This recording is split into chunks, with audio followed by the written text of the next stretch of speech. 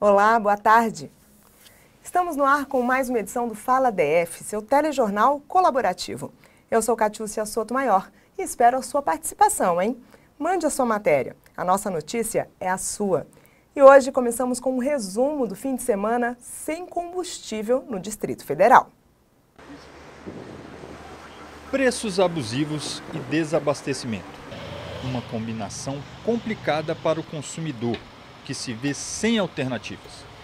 Aliar demanda com a procura é algo que o brasileiro ainda não se acostumou. De um lado, os revendedores dependem da chegada de produtos para vender e, quando recebem, aumentam os preços sem nenhum critério. Do outro lado, os que ainda possuem o que vender fazem o mesmo. Alguns lojistas abusam dos preços, contando com a urgência e a necessidade dos consumidores, que não encontram outra alternativa que não seja a de pagar qualquer preço. Esse descontrole afeta a economia do país, como também prejudica o consumidor de forma abusiva. Como resolver isso? Como reaver os valores pagos em excesso? Com a palavra, o professor de Direitos do Consumidor, Rodrigo Fancilino, que está no nosso estúdio. Bem-vindo, professor. Como que nós podemos nos defender desses preços abusivos? Bom, primeiramente, eu quero agradecer, né? Boa tarde a todos. Dizer que isso é uma prática abusiva prevista dentro do Código de Defesa do Consumidor, esse artigo 39, né? Quando ele fala de elevar, sem justificativa, o preço acima do normal, né? Então, isso vai estar configurado no artigo 39, inciso 10º da Lei Orgânica, ou do Direito do Consumidor, e lá nós vamos ter essa previsão de defesa do consumidor. Dessa forma, o órgão de defesa do consumidor, no caso o PROCON, vai até o estabelecimento e pode aplicar o que nós chamamos de medidas administrativas, porque é uma sanção administrativa a ser aplicada em virtude dessa prática.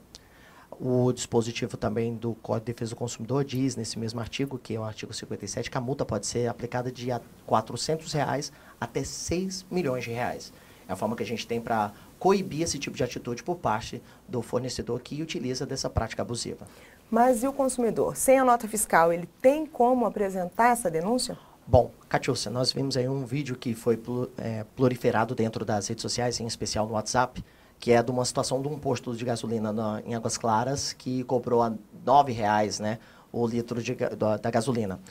O que acontece? Nessa situação, se o consumidor não tiver a nota fiscal, como essa situação foi uma situação que rodou essa coisa toda, se tiver foto, alguma coisa que comprove, pode ser um subsídio para argumentar a sua defesa. Mas é fundamental que o consumidor apresente a nota fiscal, exija a nota fiscal, que é um direito do consumidor. E se ele se negar a omitir, é uma nova configuração de prática abusiva, e aí tem que pedir à polícia, fazer o famoso esperneante, né? Rodar a baiana, para que os seus direitos sejam aplicados, né? Nesse caso, Polícia Militar, né, 190, chamar o PROCON, como era uma situação de madrugada, a gente chama realmente a Polícia Militar para que possa comparecer e ver essa clara infração ao direito do consumidor. Infelizmente, é uma cultura muito típica do brasileiro, isso de se aproveitar, né? É porque é o seguinte, aí tem uma outra, porque dentro do Código de Defesa do Consumidor, isso não estará configurado como uma infração penal. Mas isso hoje é caracterizado como uma infração penal, é um crime contra a economia popular. Vou dar mais ou menos um exemplo para você ter ideia. Sabe quando você vai pesar um produto e, de repente, a balança coloca um peso a mais? Então, esse é um exemplo claro de crime contra a economia popular.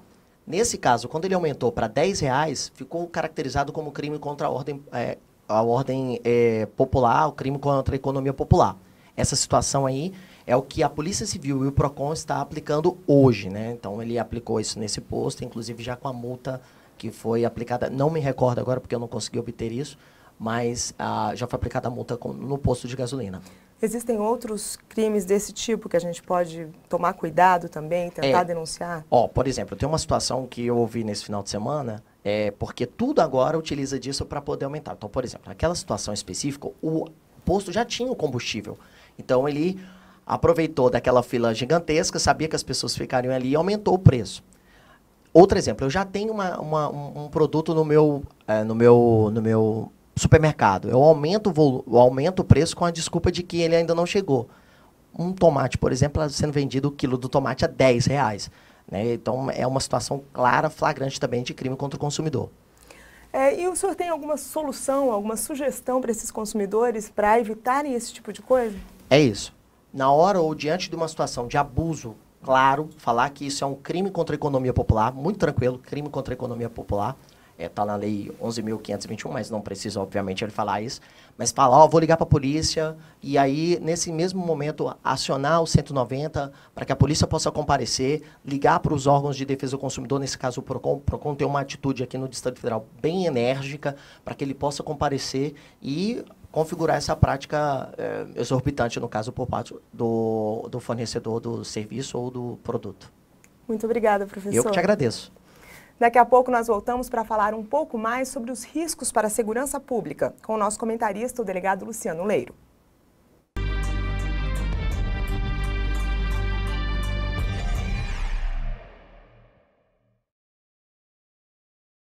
E na quarta, dia 30, começa a greve dos petroleiros. A paralisação deve durar 72 horas. Entre as demandas, os petroleiros pedem a redução dos preços de gás de cozinha e de combustíveis. Aqui no DF, o desabastecimento está virando motivo para brigas no meio da rua.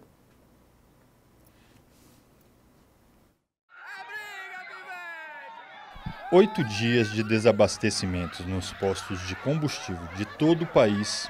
Por conta da paralisação dos caminhoneiros, os ânimos começaram a se acirrar. Recebemos por WhatsApp vários vídeos que mostram as pessoas com os nervos à flor da pele e sem paciência para enfrentar filas e mais filas. O que está acontecendo? Em que essa manifestação pode complicar a segurança pública do país e aqui no Distrito Federal? Nosso comentarista de segurança, o delegado Luciano Leiro, que é vice-presidente da Associação Nacional dos Delegados da Polícia Federal, está aqui para falar sobre os riscos para a segurança pública. Olá, delegado. Tudo bem, Catiúcia, como vai? Tudo bem. E aí, o que a gente pode fazer para se proteger, se precaver? Veja bem, eu acho que foi bem interessante a reportagem nesse sentido desses nervos à flor da pele, né? Eu acho que a população tem que ter um pouquinho mais de calma. Não há necessidade dessa correria, né? Brasília tem até sido privilegiada nesse aspecto, porque a Secretaria de Segurança tem feito um trabalho, a meu ver, eficiente no sentido de fazer as escoltas para garantir que haja combustível nos postos, com relação aos hospitais, medicamentos, ração para aves, enfim, alguns serviços essenciais. Ela tem atuado de forma bem eficiente. Então, eu acredito que a população tem que ter um pouquinho mais de calma, né? E esse desespero, o brasileiro ele tem é um pouco afobado nesse aspecto, né? Um pouco, diria que, afobado mesmo. Precisaria ter um pouquinho mais de tranquilidade para evitar esse tipo de situação. Mas que eu acho, Catiúcia, que são fatos isolados, tá certo? Eu não acho que isso seja uma coisa que esteja acontecendo. Como eu falei, o brasileiro tem essa coisa um pouco mais complicada, mas eu acho que não é um caso isolado. Mas é uma situação também diferente, as pessoas não estão acostumadas com isso. E além disso, tem essa questão, por exemplo, do risco de estar nas filas à noite ou de madrugada, porque muita gente acaba achando que de madrugada ou à noite ela vai conseguir pegar a fila menor.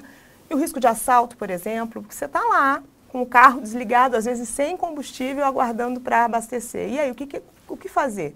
São as mesmas regras de segurança que a gente tem, não adianta. Não é porque está faltando gasolina ou que a gente está no processo de crise que a gente vai deixar de ter aquelas recomendações que já existem para a segurança, né? Que é o caso de você ter os horários, de você se adequar aos horários para evitar um risco maior de assalto, etc. O Estado não tem como estar em todos os postos, em todos os lugares, então é preciso que, de fato, a população tenha um pouquinho mais de tranquilidade. É claro que o ideal é que você tenha mais, nesse momento, mais viaturas da Polícia Militar, da Polícia Civil, fazendo as rondas, etc., em determinados pontos, porque, de fato, a população está utilizando mais vezes em maior número agora. Mas, voltando, eu acho que é necessário que ela permaneça com mais tranquilidade e evite esses horários que são horários de risco realmente. O que a polícia tem feito para administrar essa situação aqui no Distrito Federal? Brasília está um caso até atípico, né? Eu acho que no Brasil toda a situação tá bem mais complicada do que Brasília. Brasília tem feito, hoje só em Brasília desde que começou, 500 escoltas foram realizadas aqui em Brasília para atender esses casos de mais necessidade. Então, esse é um número muito bom a nível Brasil. Então, eu acho que, de fato, a gente está tendo uma condição bem melhor do que os outros estados. Então, eu acredito que deva se normalizar também nos próximos dias, com todas as medidas que estão sendo feitas. Eu acredito que a gente deve entrar numa normalidade. Tá ótimo. Muito obrigada pelas informações. Eu que agradeço. E ontem foi dia de aulão Bora Vencer, o último promovido pelo GDF antes do próximo Enem. No domingo, dia 27 de maio, o programa Bora Vencer, preparatório para o Exame Nacional do Ensino Médio e Vestibulares, promovido pela Secretaria de Políticas para Crianças, Adolescentes e Juventude, realizou seu último encontro no Centro de Convenções Ulisses Guimarães, levando os alunos às disciplinas de Matemática, História e Geografia. O projeto nasceu para atender a demanda eleita na Conferência Distrital da Juventude de 2015, que pedia por oportunidades de estudo para o vestibular e o Enem. O Bora Vencer prepara a juventude do Distrito Federal para o ingresso na universidade pelo vestibular ou pelo Exame Nacional do Ensino Médio. Desde o início de 2016, já foram realizados 18 aulões e 2 cursos intensivos, atendendo 32 mil estudantes. Destes, cerca de 2 mil foram aprovados em universidades públicas do Distrito Federal. E é focado em pessoas que querem vencer. Tem muitas pessoas na nossa cidade que querem vencer e não têm oportunidade, né? Então, o aluno de escola pública, o aluno que está na reta final, terceiro ano, esse aluno que já terminou e não teve oportunidade, não entrou na UNB, não entrou em outras faculdades, até pelo ProUni, né? Essa é a ideia. O programa tem essa perspectiva de tentar ajudar as pessoas. Eu sou um voluntário, fico muito feliz de poder participar do programa Bora Vencer para poder realizar esses sonhos. Nós voltamos no próximo bloco com esporte e música. Até já!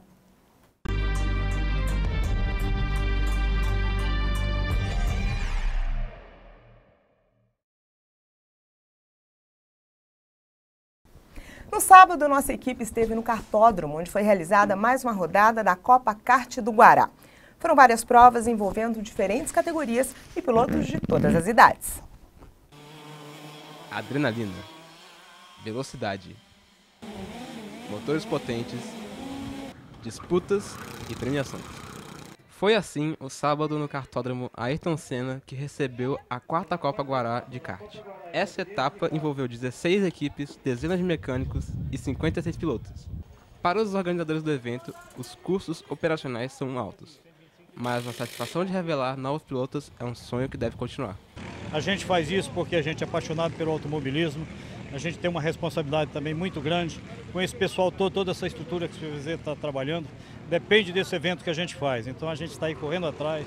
Essa é uma maneira assim, muito dificultosa, uma dificuldade muito maior, porque nós não tínhamos combustível, nós não tínhamos nada, e a gente não podia adiar essa etapa, todo mundo já tinha feito uma programação para a corrida, e os mecânicos já na expectativa do ganha-pão de cada dia.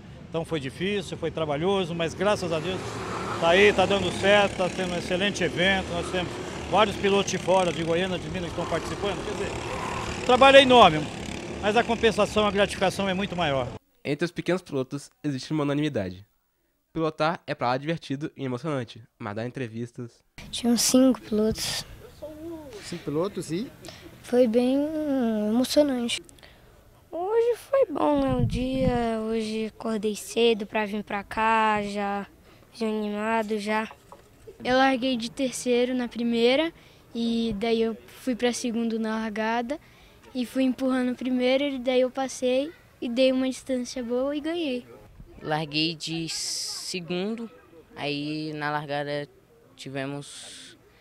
saímos bem, caímos para terceiro e conseguimos empurrar o João Alfredo, que foi segundo colocado na cadete, e conseguimos abrir uma distância boa. Na Fórmula 400, 17 carros largaram em uma disputa alucinante e muitos pegas desde o início. Já na primeira curva, vários carros se chocaram, dando muito trabalho aos fiscais de pista.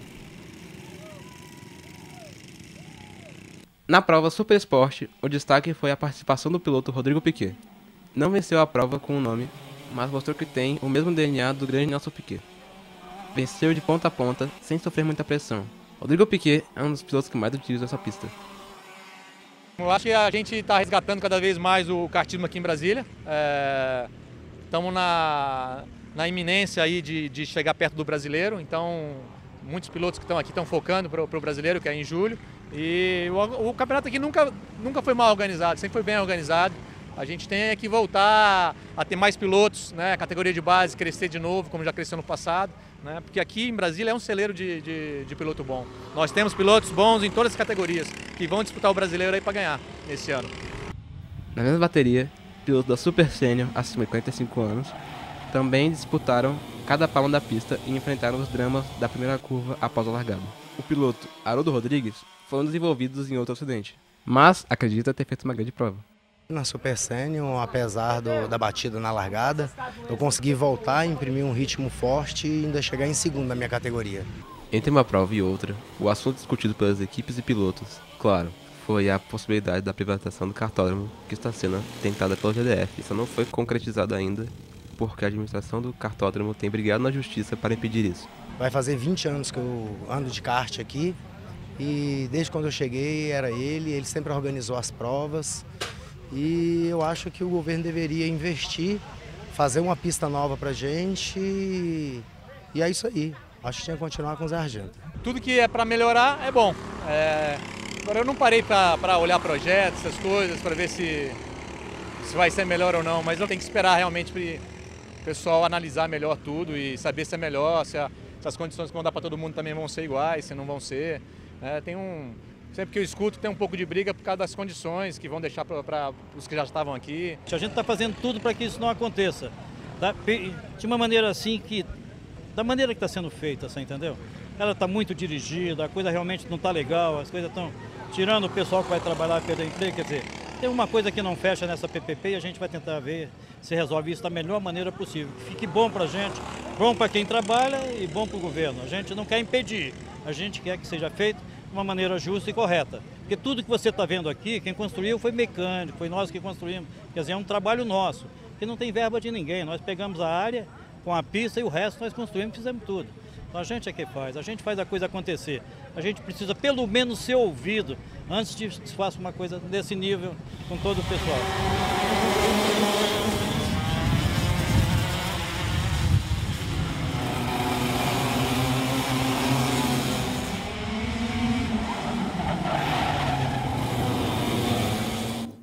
Nós entramos em contato com a assessoria de imprensa da Secretaria de Esportes, que nos pediu que enviássemos um e-mail, mas até o início desta edição não tivemos retorno.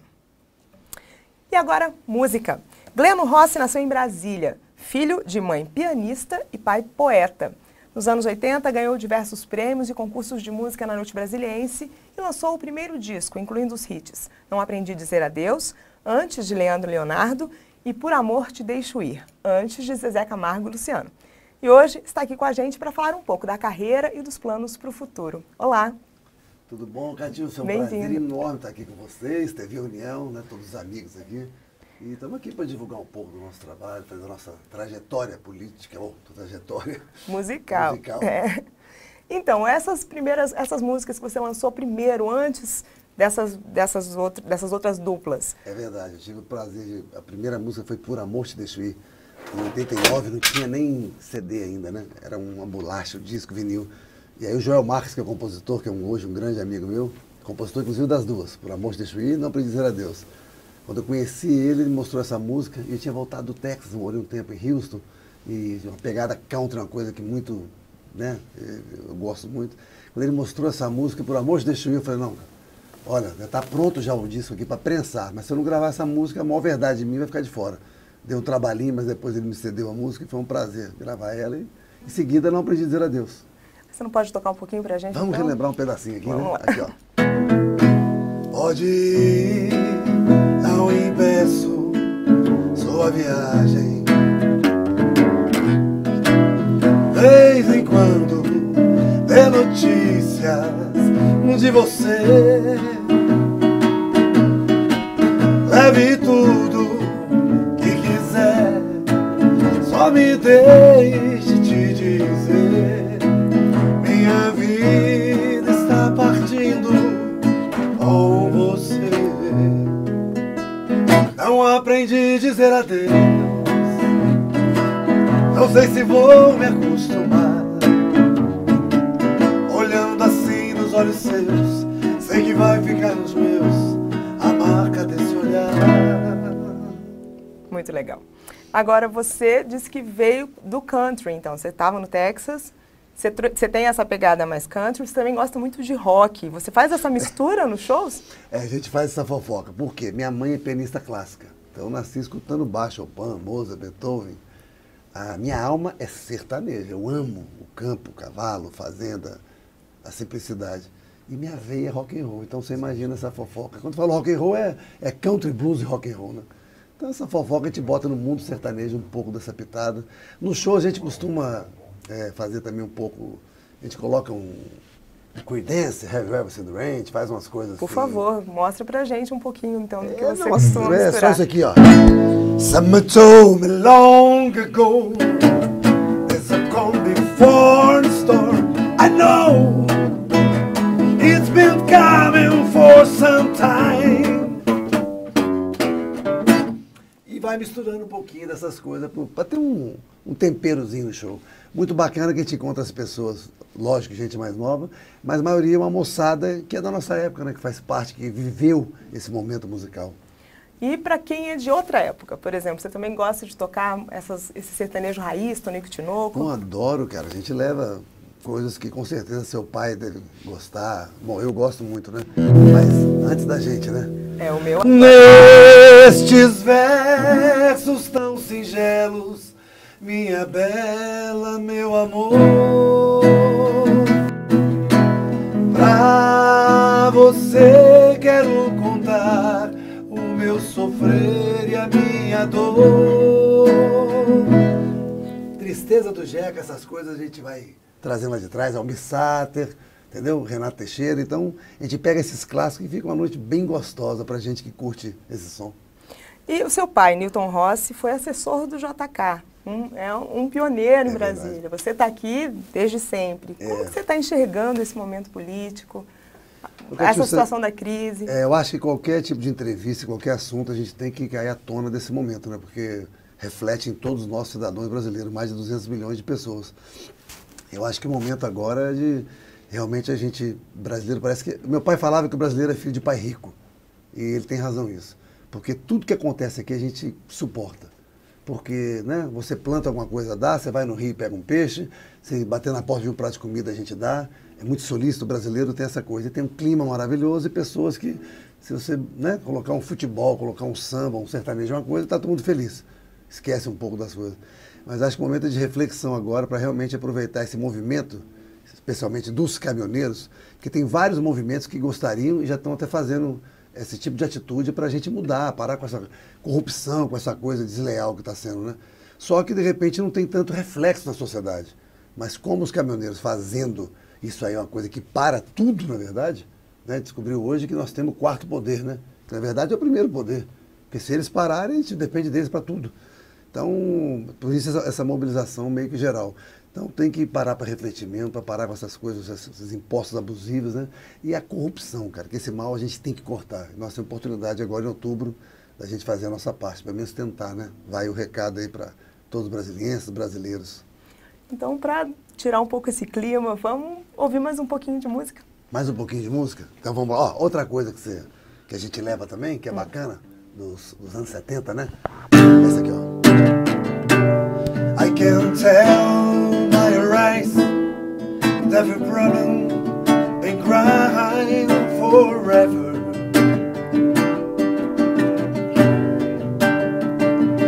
And the stars in the sky tell me nothing. Do you dare a mirror?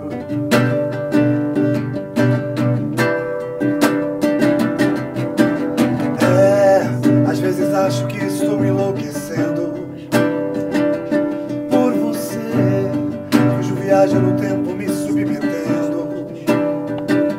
Sem você, meu mundo gira em preto e branco e colorido. O jornal está chegando ao fim. Vamos fazer esse jornal juntos. Te espero amanhã, aqui, às 13h30. E a gente termina ao som de Gleno Rossi. Por você eu mudo o jeito de viver, como ouvir vinil em vez de ouvir CD. Por você eu deixo a badalação, faço serenata, voz e violão. Largo essa cidade pra morar no campo, faço penitência você troco até de santo. Por você cancelo a reunião.